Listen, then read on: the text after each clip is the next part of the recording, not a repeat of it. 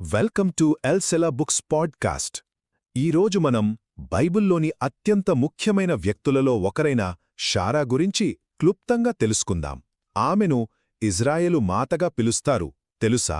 ఆమె కథ అంటే అది విశ్వాసం, కొన్నిసార్లు మానవ బలహీనతలు, ఆపై దేవుని వాగ్దానాలు ఎలా నెరవేరుతాయో చూపించే ఒక అద్భుతమైన కథ. ఇందులో మనం గమనించాల్సిన మొదటి విషయం ఆమె స్వభావం. అంటే ఆమెలో బలమైన విశ్వాసముంది, అదే సమయంలో కొన్ని తీవ్రమైన లోపాలు కూడా ఉన్నాయి.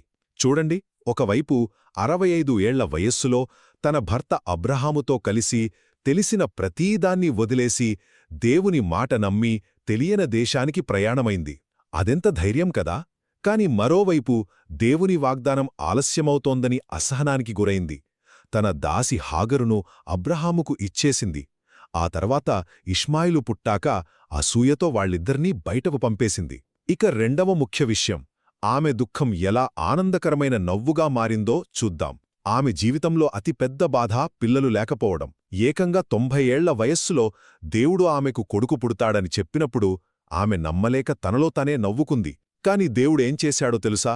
ఆమె అవిశ్వాసపు నవ్వునే ఒక అద్భుతమైన ఆనందంగా మార్చేశాడు. సరిగ్గా ఏడాదికి ఆమె ఇస్సాకుకు జన్మనిచ్చింది. ఆ పేరుకు అర్థమే నవ్వు. మొత్తం మీద షారా కథ ఒకటి స్పష్టంగా చెప్తుంది: మనలో ఎన్ని లోపాలున్నా దేవుడు తన గొప్ప ప్రయోజనాలను ఖచ్చితంగా నెరవేరుస్తాడు. ఈ కథను బైబిల్లో చదవడానికి ప్రయత్నించండి, దీవెనలు పొందండి. విన్నందుకు ధన్యవాదాలు. మరియు మరిన్ని విషయాల కోసం మా ఛానల్కు సబ్స్క్రైబ్ చేసుకోండి.